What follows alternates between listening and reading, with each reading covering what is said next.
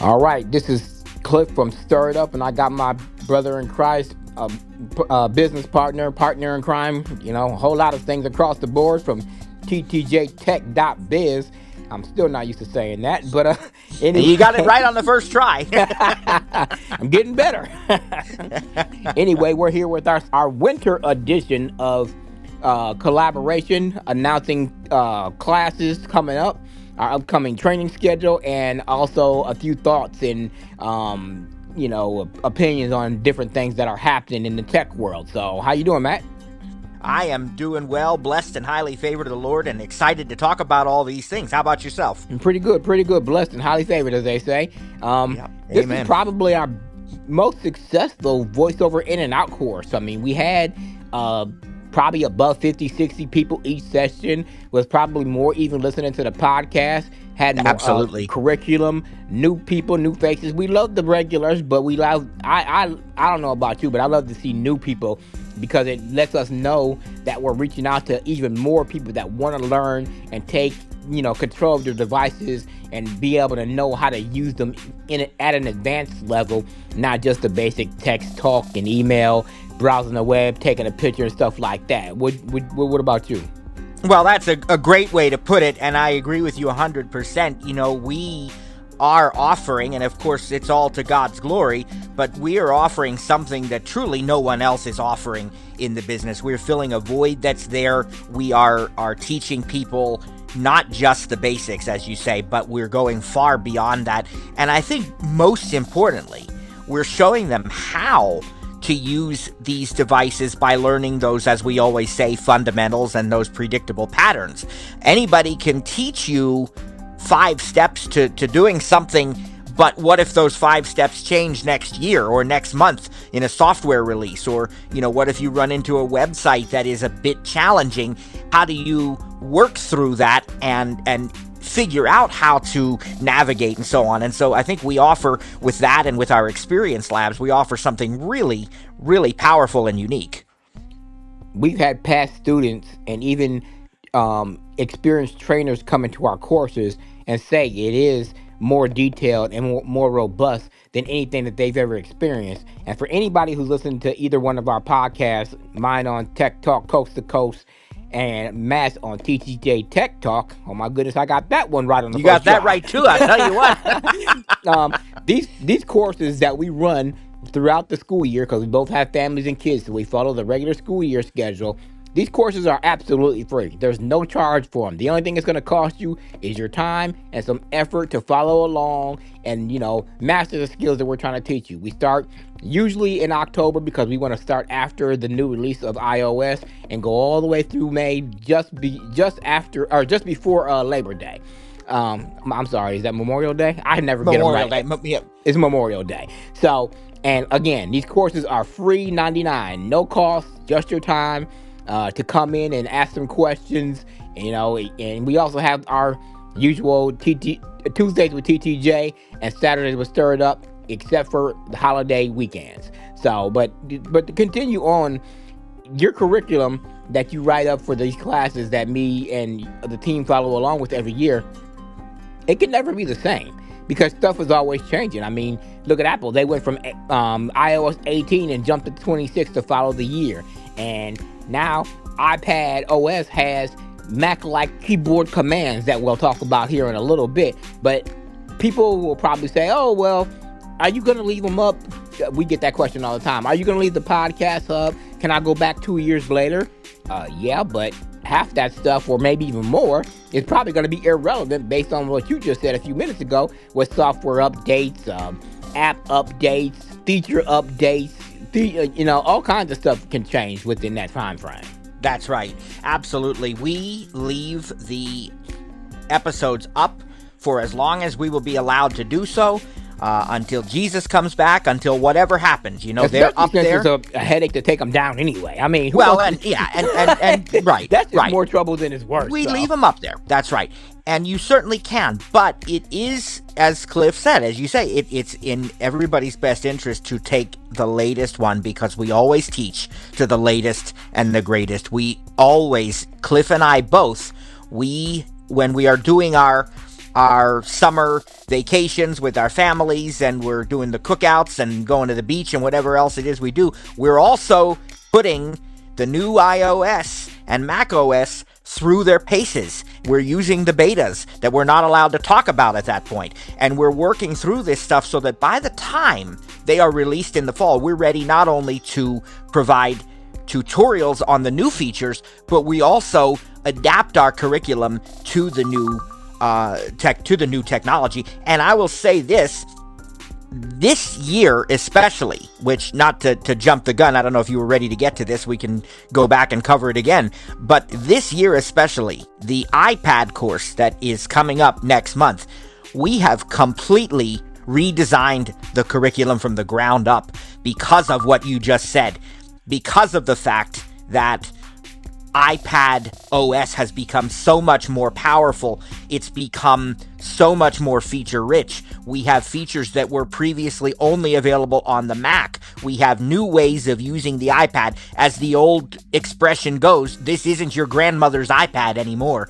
And we have completely redesigned the curriculum to reflect the evolution of the iPad, to reflect the way people use their iPad. We are interspersing connected digital life and experience throughout the entire course. We are focused on the various activities that people may do with their iPads or want to be able to do.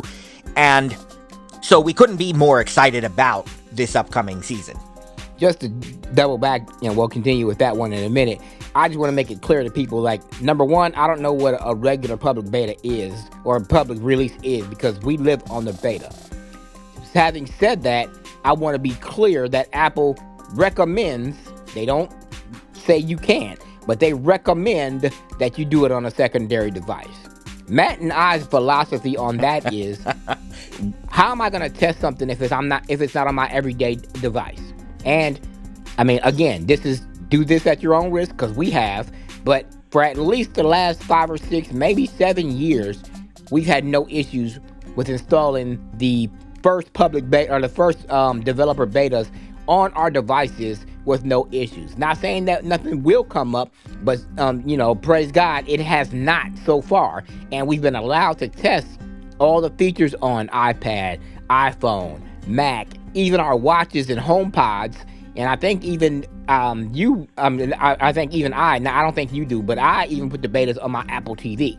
Because I do put the betas on my Apple TV. In fact, we can, now that it's over, we can tell the funny story about that, because I blamed Cliff because remember, you told me, I said, my daughter really wants me to try the new iPad OS 26 beta, and you said to me, she's absolutely right. There's nothing it's going to go wrong. It's very, works very, very well. And he was right. I installed it on the iPad. It did go very well. I installed it on the iPhone. It did go very well. I installed it on the Apple TV, and I completely lost voice over speech. It was just gone. And you can't get mad because it's a beta 1. It's nobody's fault. It's going to get better, praise God, But I was, and I jokingly texted him, and I said, what'd you do to me here? Because now I had no, and what I had to do, what we learned was it was a bug with only certain voices. And we can talk about it now because, of course, that was months ago. It's been fixed, praise God. But I actually got, everybody was asleep in my family. Those who don't know, I'm a night person very much. And everybody was asleep by that point. And so I got Be My Eyes, shout out to Be My Eyes, on the line. And I used a live human volunteer. And I said to them, okay, I need to show you my TV, and I need you to walk me through going into settings and accessibility and so on and changing the voice. And when they did it, then I memorized, I had to press this many times down, this many times to the right, in case I needed to do it again.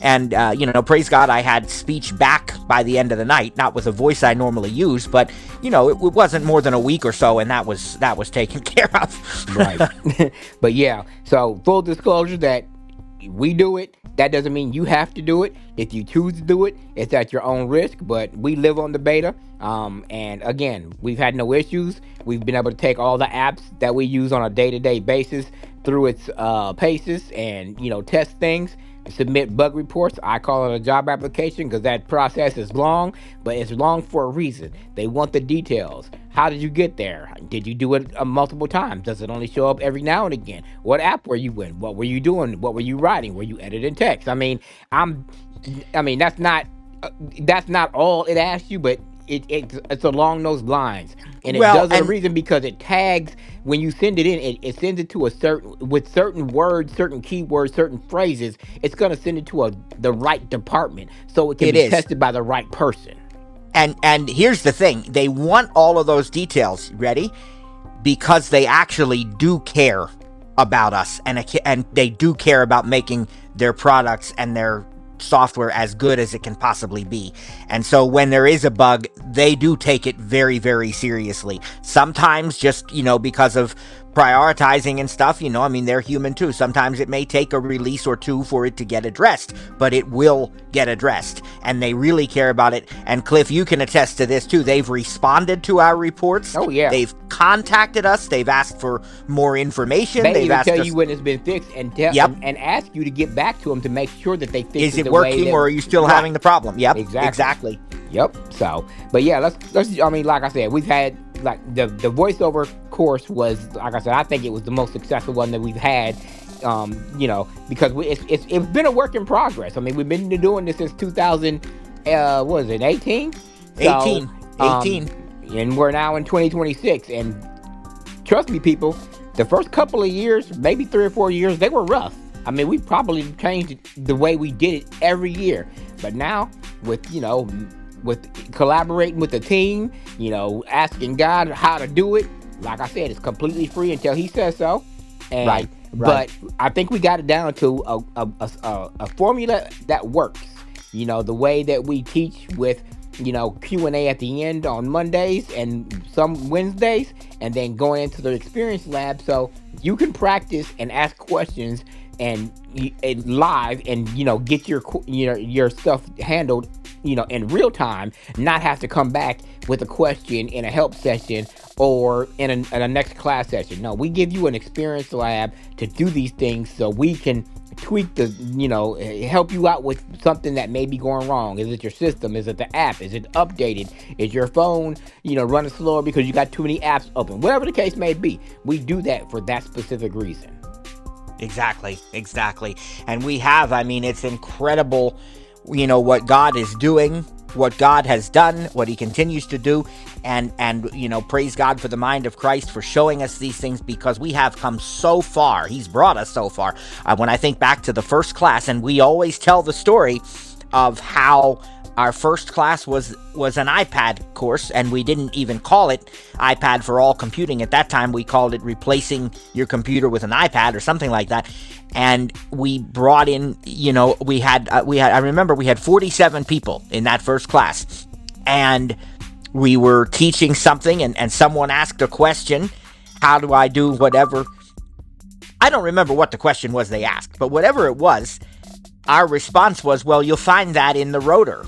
And the person responded to us, what's the rotor?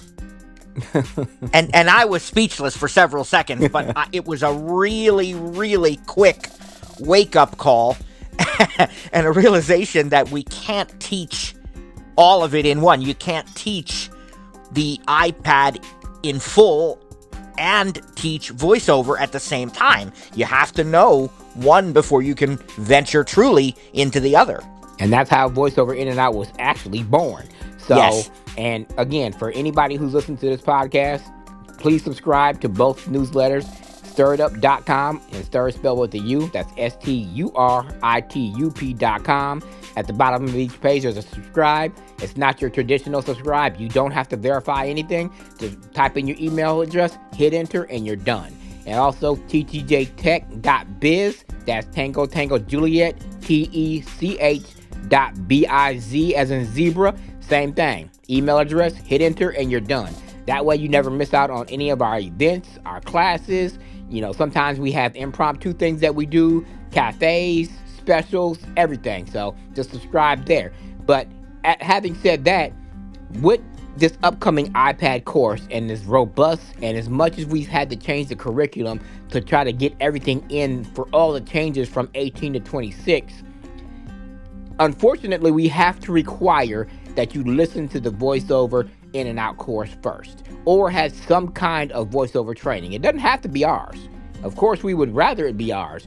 But if you got voiceover training from a friend, an agency, a Saturday class where you did a couple of in-person one-on-ones, whatever. But you have to know the basics of voiceover before you take this class, because we can't teach you voiceover because there's too many features and settings and apps that we have to show you on the iPad with the way that it's been redesigned with the Mac look, with some of the features being carried over and making it look like one. That's exactly right. It's so important that you have a basic, what we like to say, a reasonable working knowledge of VoiceOver and iOS. And if you are sighted and you're not a VoiceOver user, at least a basic knowledge of iOS, because again, there's just so much in this course because the iPad is such a powerful tool. And there is no way for us to do all of that reasonably in one course. And so that basic understanding, that reasonable working knowledge will help you to get started so that we can jump into this with both feet and really hit the ground running. Correct. So aside from the iPad class, of course, I took a break last year, as some of you may know, and maybe some of you don't. John Panarese, our mentor, our good friend, passed away on December 12th of 2024. And he was the Mac genius. I mean, I tell people, anybody who will listen, if John didn't know it about VoiceOver and Mac, then Apple hadn't invented it. He taught me pretty much everything that I know about the Mac, and then some. He took me under his wing for the last 4 or 5 years of his life. I have all his recordings, all his podcasts, had the pleasure of getting to know him personally, being there for him in his time of need, whatever. Anyway, last year we took the year off, but this year we're coming back with a new and improved Mac course. I've been listening to some of his courses and his style of teaching. People love the way that he teaches, so I'm going to try to, duplicate it as much as I can. I know I'm not him. I can't replace him, but he trained me, and I'm listening to some of his other things to try to follow along in the style that he did teach. And it's been renamed. It's more with the Mac still, but we're calling it JP Reloaded. I'm putting John's name on it because, again, he was the Mac man. He was, when it comes to voiceover and accessibility, he fought for us for years to get the Mac to where it is, and with as accessible it is. He trained across the globe. I mean, different states, different countries. He did conferences. You name it, he did it. So again, there'll never be another like him. But that's why this year's course has been renamed to Mac More with the Mac JP Reloaded. And that will actually start the same time as the iPad class, but that will be specifically podcasts uploaded, and we will announce 1 or 2 live sessions where you can ask questions. Absolutely. And we will have, More with the Mac is primarily Cliff's baby. I mean, Cliff has taught that. I had asked him to teach that. Well, he tells a story that I sort of just very, very briefly broached the subject, and he said, "Oh yeah, that might be a good idea." And then I kind of publicly announced it, and he had to do it. But we, he teaches the lion's share of that. But we will have interspersed with that teachings that John did and teachings that I've done or that I will do, because some of these things we collaborate on. And so, yeah, it's going to be a great course. Yes, definitely. And that's how you will be able to go back and forth. Even if you ain't got a Mac, you can listen to the Mac course and listen to the iPad course and see how Apple has integrated those two to figure out, or not to figure out, but to let you choose what is your workflow. For instance, I have an iPad Pro M5. I got it, with the Magic Keyboard. We're not even going to talk about that keyboard because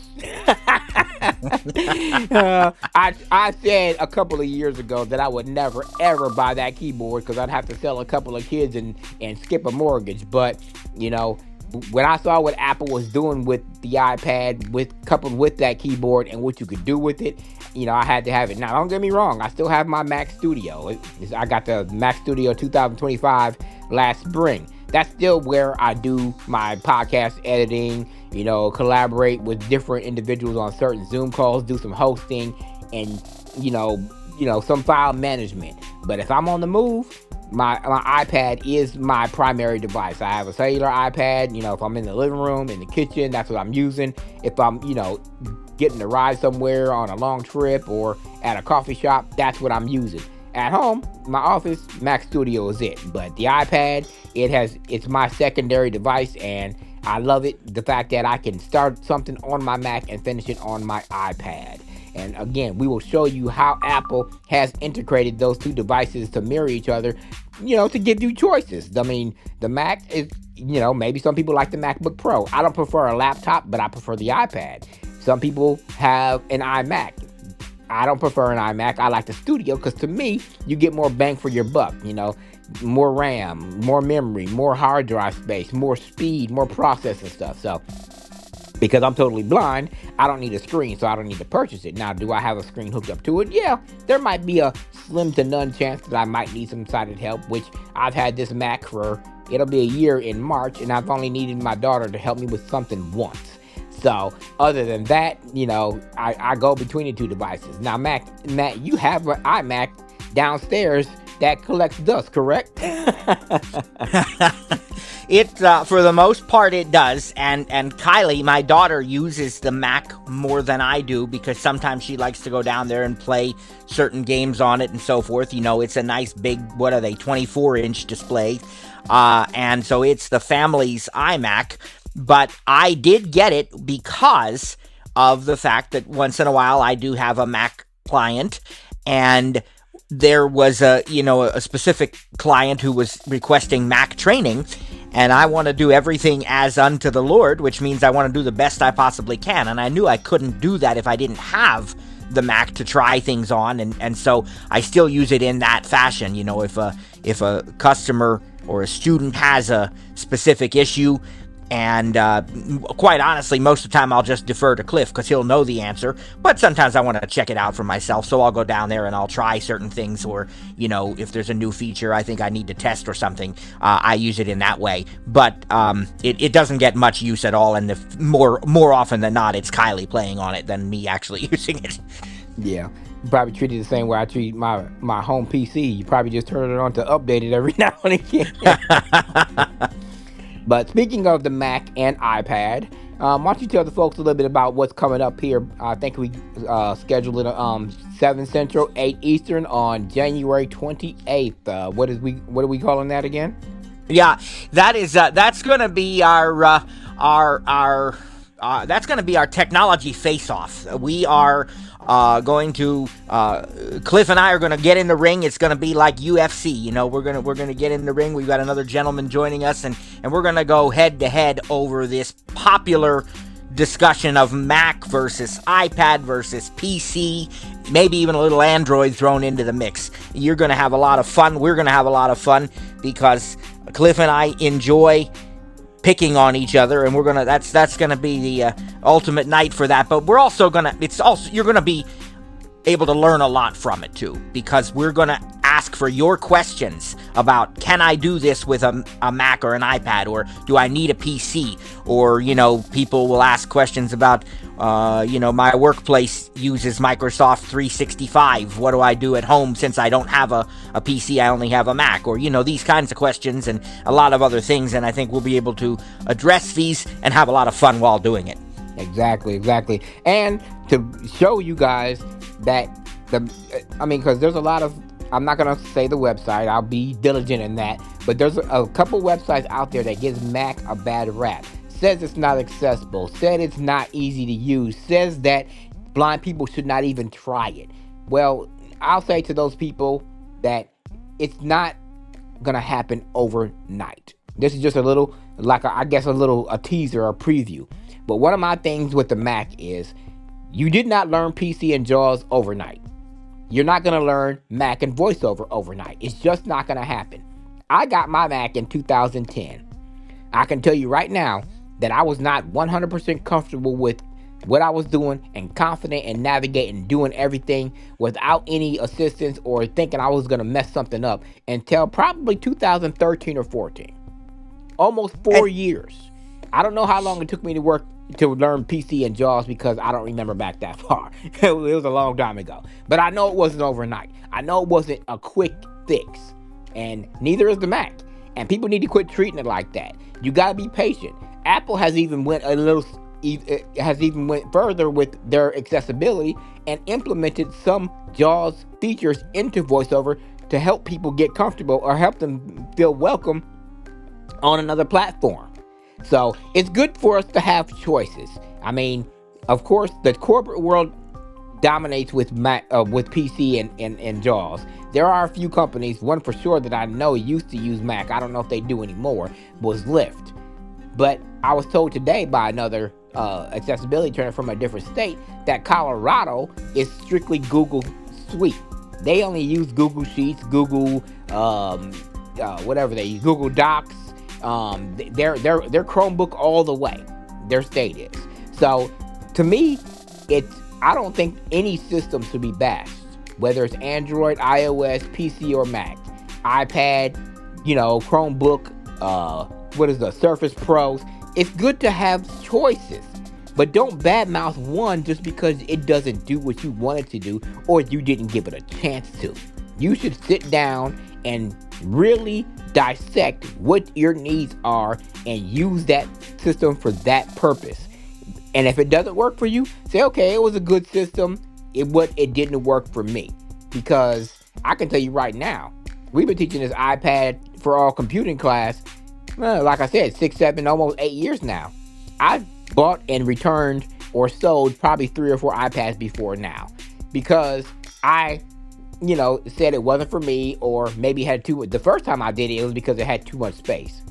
But that was because I didn't know how to navigate. Now I know how to navigate. Now we're coupled with Bluetooth and smart connector keyboards, which makes it even easier to navigate, to take advantage of all that real estate you have, and to make your productivity on the move even better. So again, you didn't learn any system or screen reader overnight. So any one that you choose, you have to be patient, you have to take your time, and you have to dissect, is this the system for me, or do I need to go back to what I know?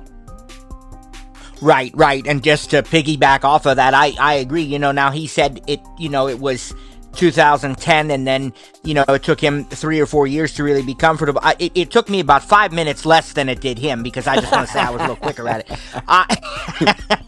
But what we both did is we forced ourselves to use this and put the PC away or sell it or something, so did. You said you put yours in a drawer, but I sold all of mine. I didn't even want it in the house. Because I didn't want to be in a position where I would say, okay, I don't know how to do this on the Mac, so I'm just going to fall back on the Windows machine. No, I wanted to learn the Mac, and I wanted to use it. And so, and that's the big thing with me. I agree with Cliff that there's no point in and no benefit to bashing any one system. I mean, I may do it jokingly, but in reality, it is good to have choices, and everybody's different, But what is very important to me, and I know it is to you too, Cliff, is that people say the things that are true, and we've heard people say, well, I don't want an iPad because you can't do serious productivity work on an iPad. Well, that's just false. All right. You're not a bad person if you said it. We still love you. God still loves you, but it's just false information. An iPad fully can do any productivity thing that a Mac or a PC can do. And it's the same thing with, people, well, I can't use a Mac because I do this or that. I work with file servers, or I do this or that, or VoiceOver isn't as good as JAWS. Prove it to me, and I'll prove it that it's wrong, because, we have to be honest about what's actually happening, and then if you still decide that you want to use a different platform, by all means, that's fine. But we just want to make sure you have all the right information, all the accurate information. And not only that, there's some people say, well, I need the PC for my business needs. No, you don't. Matt's been running his business from his iPad 100% since 2017.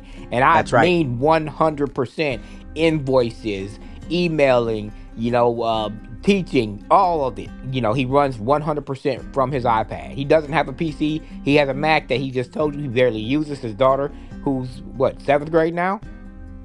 Eighth grade. Eighth Eighth grade, grade. Yep. who uses Yep. to play games and stuff like that. So yes, it can be done. And when I was in the vending program in Florida, I used my iPad for 95% of my business. There are some stuff that I jumped over to the PC for, just because, or I said the PC, to the Mac for, just because I like the workflow a little bit better over there. But 90%, 95% of it I could do from I probably could have did 100%, but I just chose not to because I had a MacBook Pro at the time, and I didn't want it to go to waste. So that's probably my way of justifying having both at the time. So, but Well, yes, you and can. also the iPads come leaps and bounds since then too. Exactly. That was what, 6 years ago, 7 years ago that I did that. So, but Yeah, yeah, you yeah. can do anything from an iPad that you can do from a PC, and vice versa, and also from a Mac.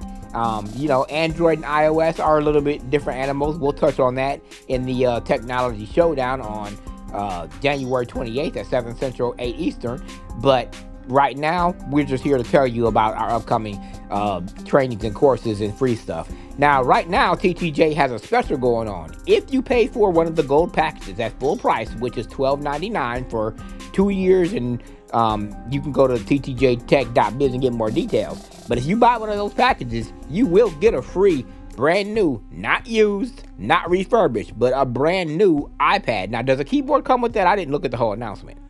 No, so what that gives you is it will give you a credit in the amount of $349, which is enough to get a free iPad A16 with 128 gig Wi-Fi only. If you want to get a higher model, maybe 256 gigabytes, maybe add cellular, add a keyboard or a couple of accessories, then you would just be responsible for paying the difference. Okay. So yeah, so you can, if you get a gold membership, which again lasts for 2 years, you have a block of hours that you can use within that time frame.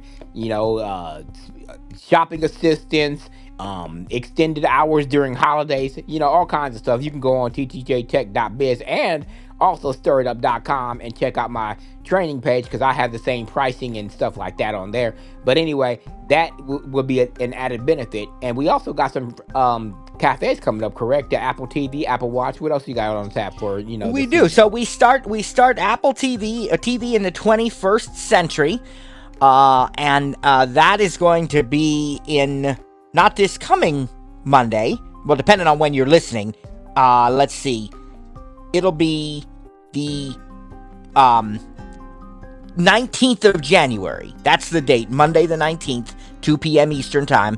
We will start TV for the 21st century. It'll be a 2-week course, Monday and Wednesday, and then the following Monday and Wednesday. And then we have a 2-session course on the HomePod and the smart home. And it's not only going to be the HomePod. If you want to use your Amazon Echo, your Google device, your Gemini AI, and you want to use a lot of different home accessories and smart security products, we're going to talk about all that stuff. And there's 2 sessions there, and then 2 sessions on Apple Watch, and then we get into the iPad course. And everything that we do, which is teaching-wise, course-wise, whether it's a cafe or iPad or iOS class, everything goes up on the TTJ Talk podcast, which you can find on any of your podcasting platforms. Amazon, YouTube even has a podcast section, Apple Podcasts, which is what we prefer, but it's not, people will use Spotify, iHeartRadio, and Podbeam. I mean, there's some I don't even know the names of, but anywhere you can find your podcast, you will be able to find TTJ Tech Talk and Stir It Up, or Tech Talk Coast to Coast. And most of the podcasts, not most, all the podcasts will be published within a week. We're not going to say the next day, even though sometimes they are, but you will be able to get it, within a week, and, download, rewind, fast forward, pause, whatever the case may be. Some people say they have been successful with downloading them to their Victor Reader, your Victor Reader stream. I don't know how to do that, Matt. That's beyond our scope of technical support per se.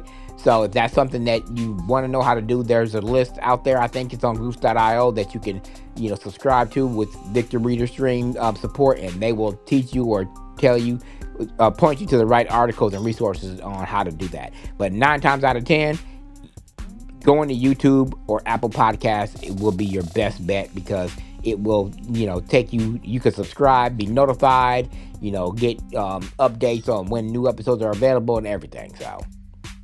Yes, yep, exactly. And all of the free classes get put up on the podcast. And if you're a gold member, you do get extra perks. We do have one coming up on web design, right? Or website design, right? Website design, we have one coming up that is a paid course, but if you're a gold member, you'll get it free of charge.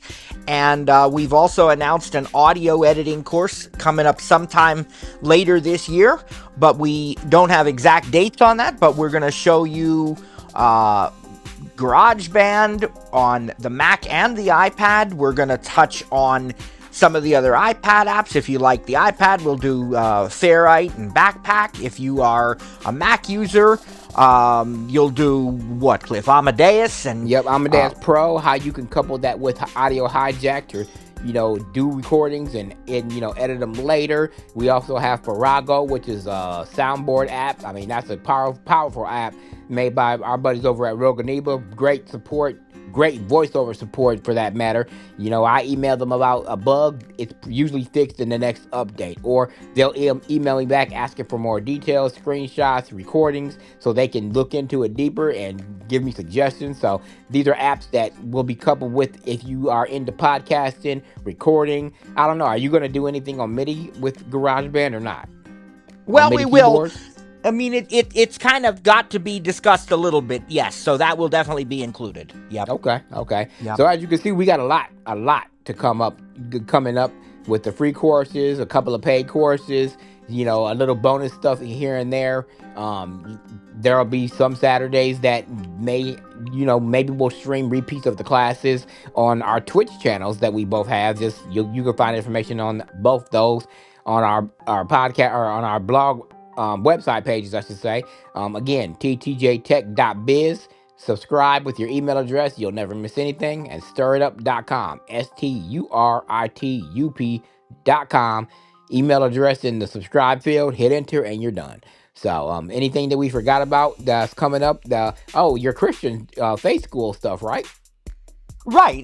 Yeah, that's that's a separate podcast. We actually have two Christian podcasts, which you can find if you go to our actual YouTube channel, which is TTJ Tech. It's you could do youtube.com/@TTJ or there's a link to our YouTube channel on the TTJ Tech website as well.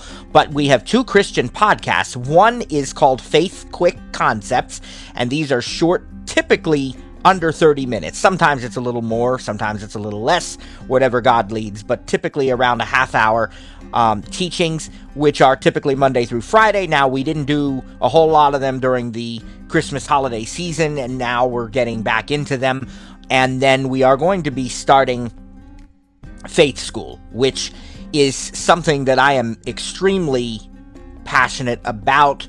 God put it on my heart to do this, to help people to realize their true identity in Christ, to learn to walk in victory. We live in such uncertain times and so much hardship in the world, and there is a way to overcome by the blood of the Lamb and the word of our testimony. So we do this faith school each year. We'll start it up here again next month, sometime early to mid-February, and we will continue it all through to at least the beginning of June. Usually we'll even have, a few sessions throughout the summer, and we have our big Faith Summit in July, which this year will be the 22nd through the 25th of July. For those folks who are interested in that, you can even attend that one in person, although we do stream it we do post it online, I should say. But we certainly would love to have you in person as well, so you can learn more about that by going to the YouTube channel. You can also we have a separate website dedicated to that. It's thevessel.info, thevessel.info. Right. And I also, I also link from my Christian page, Committed Walk with Christ. We used to have a listserv but it kind of got a little chaotic, so we dispersed that. But we still have podcasts and recordings and teachings by Pastor Matt that I have still on that podcast. And once we get all the other stuff settled and and that's steady, we'll probably get a message from Matt at least once a month to post there, as in addition to pointing to the Faith Quick Concepts and the Faith School. So be a lookout on that. All this stuff can be found on our websites or YouTube pages, whichever you choose to go to. Stir It Up is Stir It Up Studios, youtube.com at signed Stir It Up Studios, and you can do the same thing with our Twitch pages. And did you ever do a TikTok page? Because I still have mine up. I just haven't posted nothing in there in a while. I did create a TikTok. I have not posted yet, but I do have one.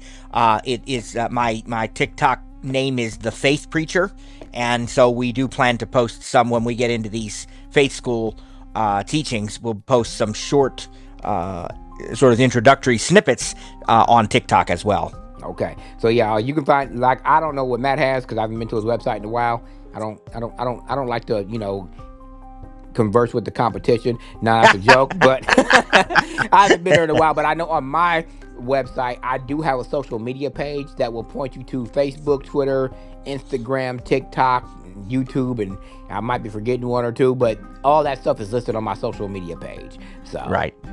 Yep, absolutely. Facebook, all of that, and we sure would love to see you. And I guess the other thing that then we want to sort of banter about a little bit in this episode is just some thoughts on what's coming for Apple this year. We saw a big data dump, if you want to call it that, of things that we probably weren't supposed to see. But it's all over the news, all over the tech news. Now, I didn't get a chance to look at that article, so why don't you give us a little summary or a rundown of what you saw, what you think will actually happen, what's a rumor, what's just blowing smoke, what are in this data dump, what did it consist of? Well, the biggest thing that everybody is waiting with bated breath, as the expression goes, I guess, for is the revamped, redesigned, overhauled, whatever you want to call it, Siri, S-I-R-I. We're waiting for, it was originally promised in iOS 18.4. Apple delayed it because they said it just wasn't up to their standards yet. A lot of people got very mad about that. I really didn't, because I want it to work well when they release it. So I still use Siri every day. I like it. It's very good. But it does need some AI. We're right at that point now where everything else has. Let me stop you there, because we had a conversation last night about third party, for lack of a better term, or let's not even call them third party. Let's call them alternate smart assistants that you have in your home. Because you have an Echo. You also have. Do you still have the Google Homes, or did you get rid of those? Well, we actually still have one downstairs, and then both of my kids have smart clocks that were actually made by Lenovo that have Google Assistant in them, and now Google Gemini can be used on them. And they I offered to buy them newer things like the Echo Spot. They don't want to get rid of their Lenovo smart clocks. They like them. So we do have a few Google or Google compatible devices. Yes. Okay. Now, we talked last year about when people were bashing Apple for not releasing it when they said, and this and that and the other. And now we see another blurb, I guess, in this data dump about it supposedly coming sometime this spring, maybe early summer. Are you confident that it'll be done? Or at this point, because for me, I don't care. I guess I'm not gonna say I don't care. If it comes, it comes. If it doesn't, I'm not gonna be mad about it. I'm never gonna ditch Apple and go 100% another direction. That's not gonna be me. But I talked to you last night specifically about Echo Spot or Echo Dot Max possibly, to see what it could do, plus the fact that I'm a Prime member and you are too, so we would automatically get the Alexa Plus, which I've heard has some vast improvements that people like. So why don't you touch a little bit on that part of it?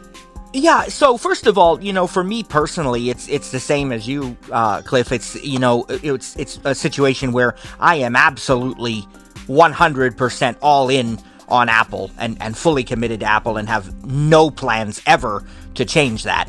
But that doesn't mean we don't also like other products.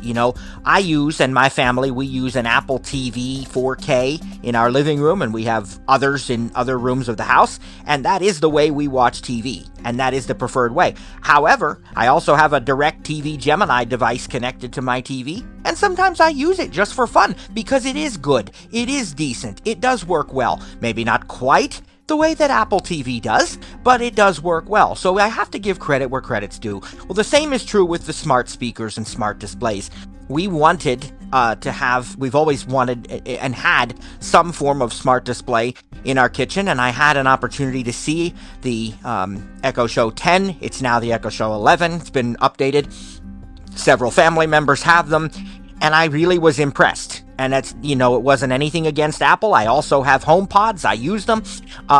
But it was just a situation where I really do like what the Echo Show offers and some of the other Echo models, especially with Alexa Plus. I use alternate things like ChatGPT on a very regular basis. And when Apple releases things, I'll get those too. Whether I replace something with those or whatever, I don't know. Praise God, we're blessed to be able to do that. Now, as far as what I think will or won't happen, and based on what, the leaks have been, of course, we can't speak for Apple. We don't really know.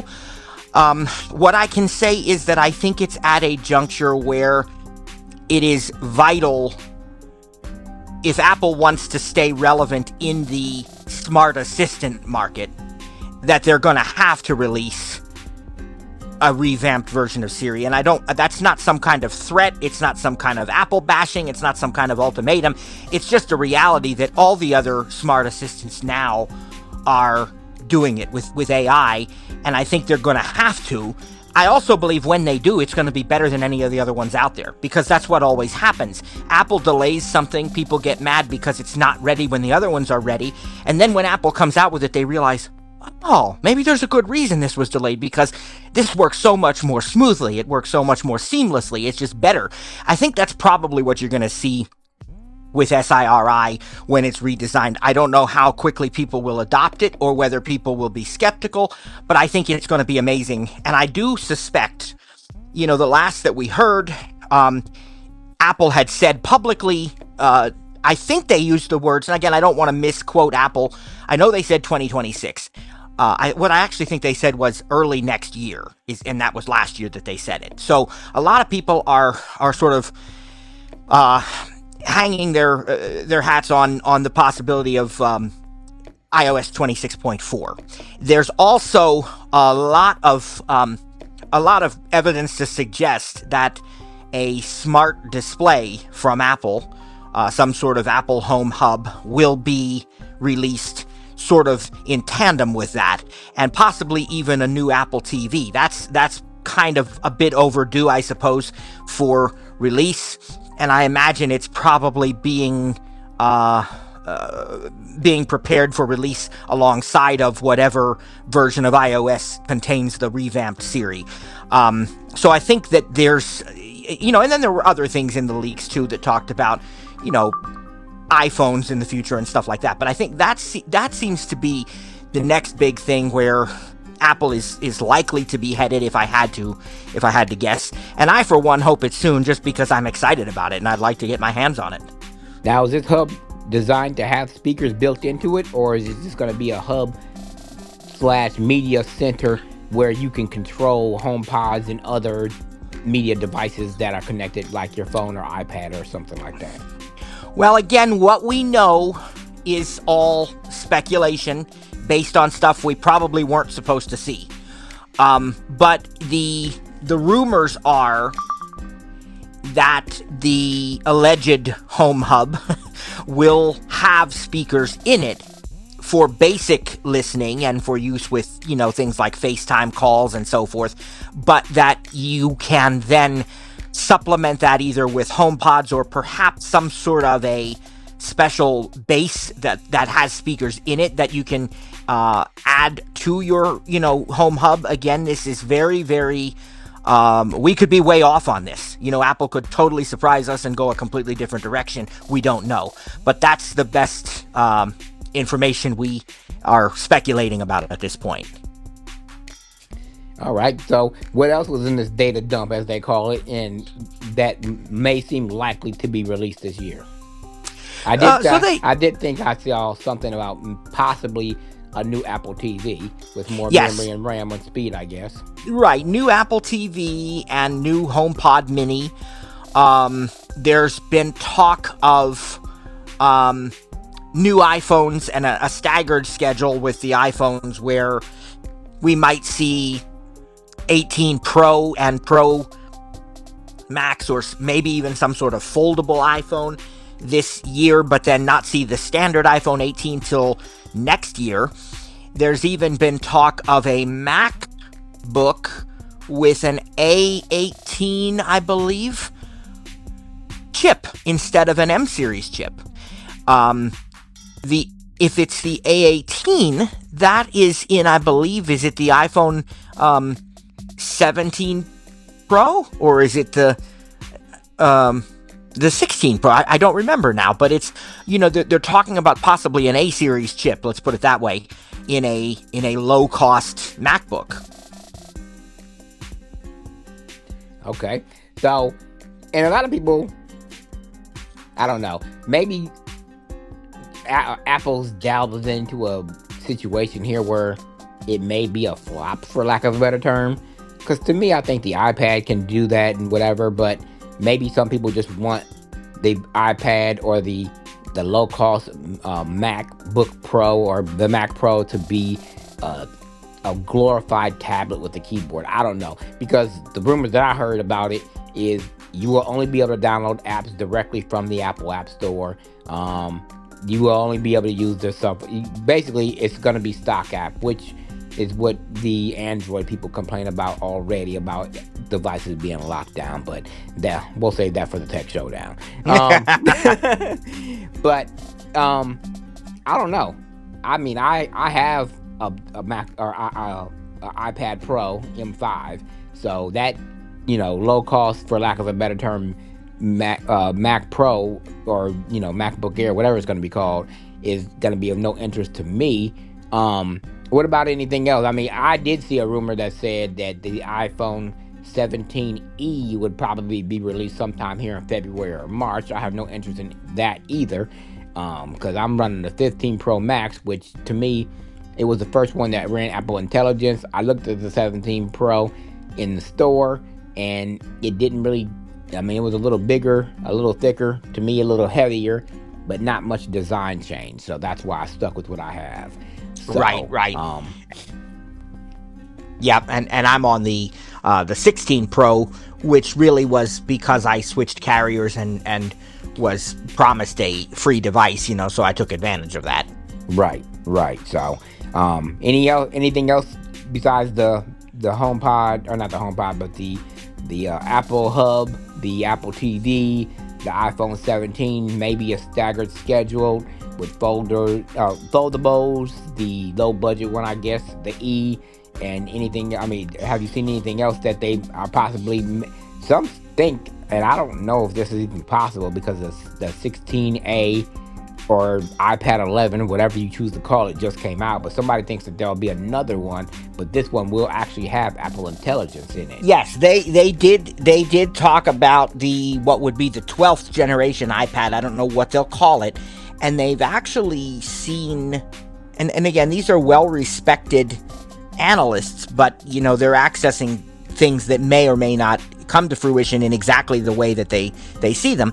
But there's actually a rumor that iPad will jump clear up to the A19 chip, which is quite a leap, And do they think that'll increase the cost? Because right now it's what we call low budget, low cost, affordable, whatever you choose to use, at $299 or $349, depending on where you get it from.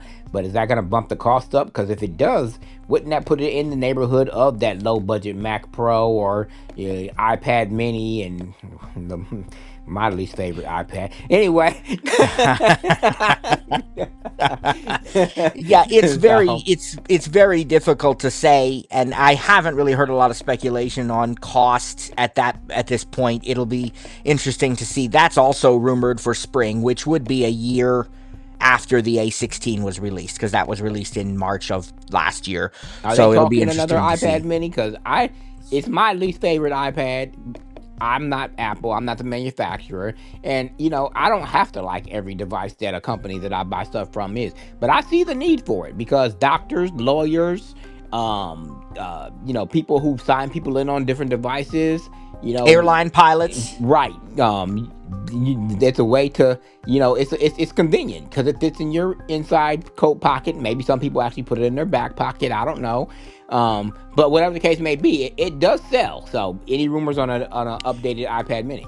I think there is a rumor that another iPad mini is coming as well. I don't remember many details about it, but I do think that was another one of the rumors. Yes, yes. Now, you do And have the iPad 11, 16A, whatever you want to call it. A16, right, A16. Does that have a home button, or did they go with the Touch ID in the power button? It has the Touch ID in the top button, Okay, no home button. So the home No, button is yep. gone completely. Okay. Right, right. And I will say to folks who are wondering, that is an absolutely fantastic iPad. Don't be fooled by the fact that it is that it is a low cost option or, any of that stuff. It performs every bit as well as higher end things. I mean, I've done very intensive tasks on it and it just hums. And the keyboard, which is really funny because I sure like that Magic Keyboard that I finally convinced Cliff to get after all these years,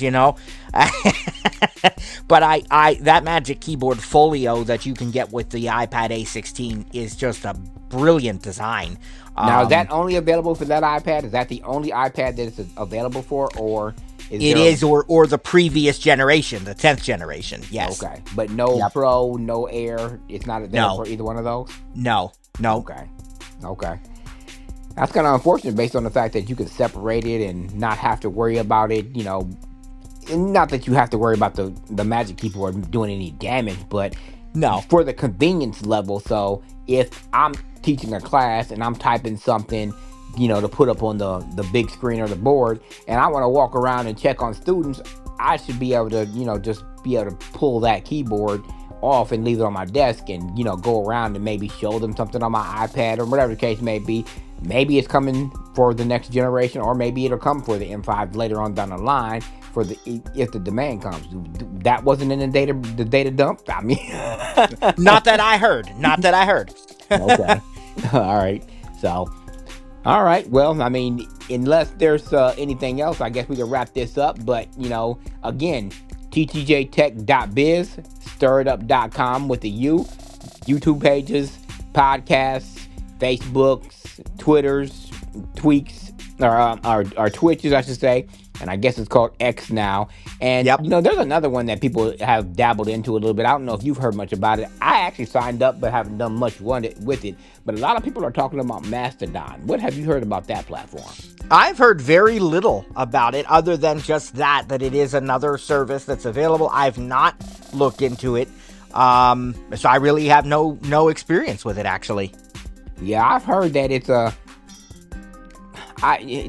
basically a server-based service where you can talk to other servers on different platforms. Like, say, for the way somebody explained it to me is, if I have a Gmail address, I can still email you with iCloud or Yahoo or whatever the case may be. I don't know if that's a good description of it or not, but I guess there's different servers with different names that you can communicate with and, collaborate and talk to and quick instant message and stuff like that. I've signed up for it. I signed up with a server. I really haven't done much with it, mainly because I didn't have any time, which is a lie because I just had 2 weeks off, but I still didn't do much with it. I was relaxing, getting ready for the new year, the new, going back to work, plus all these projects that you and I have getting ready to go live and launch and stuff like that. So, it might be something that I, maybe touch on a little bit here and there, but maybe I'll have more time in the summer once all the classes are, paused until September, October, or until the betas come. So that probably will take precedence because, we live on betas. So Yep. One thing I wanted to point out to people, because, we were talking about these smart speakers, the Echoes, the Google Homes, the HomePods, the HomePod Minis. But one device that people may or may not know about adds another level of convenience, and we both have one. Actually, I have two because I have one at work, and I brought another one home to pair it while I was home. But the Apple Beats Pill. Now, it's not a smart device, but it is Bluetooth enabled. If you want to go to a barbecue, to the pool, out on your patio, in the do yard work, whatever, that's your device, because the Echoes, the HomePods, even the Google Homes, if I'm not mistaken, have to be plugged up by power. But Correct. These have 24-hour battery powers. They're charged by USB-C. And on top of that, you can reverse the charge. Say your phone is only on 5% and your speaker is on 80%. You can plug a USB-C cord into your Beats Pill and reverse it so it charges your phone and not your speaker. So it's a good device that doesn't get enough attention, I don't think. And in addition to that, because it's made by Apple, it supports all of the really unique technologies. Like, for example, you only have to pair it once. All of the devices that are on your iCloud account will immediately have access to it once you've paired it to one device. It works, it shows up in the Find My app, so you can locate it should you need to. And it definitely has absolutely fantastic sound. I mean, I think it's probably the best portable speaker I've ever used, sound-wise. Really, really good sound, really good battery life. It's splash resistant. It's not waterproof, but it's splash and dust resistant. It's got a built-in lanyard kind of a thing that you can wrist strap or whatever you want, Yep. And it's available in 4 or 5 different colors. I have the red one. And my daughter, when we were using it while we were decorating for Christmas outside, I had taken it outside and we were using it, and she said, "Dad, can I pair that to my phone for a little bit?" And I said, "No," because I said it'll take away the the pairing from my, it's tied to your iCloud account. And she said, "Oh, but I'd really like to have it on my phone." So I said, "Well, how about we get you one for Christmas?" So she now has one as well. Let's be able to pair to her phone. So that was, and you can also use Siri on it, like to play music or ask the weather and stuff of that nature. And on top of that, like you said, it has the great sound. It's portable. The 24-hour battery. If you want a portable speaker, that's the one to get. So, right. There's a couple other features that might be for. Oh yeah, you can pair two of them together for a stereo pair too. For stereo pair, yes. So just a little plug for somebody that might be looking for something to take on a picnic, because again, Echoes, HomePods, Google Homes, unless you have a power outlet out there. And even then, it might not work properly because you have to have it connected to Wi-Fi, right? Right. So I don't think it can work without Wi-Fi. Right. At least not for the, smart assistant or whatever that you may want to use. So that's right. All right. For ttjtech.biz and stirredup.com, I'm Cliff. He's Matt. God bless you, folks. Thanks so much for tuning in. See you next time.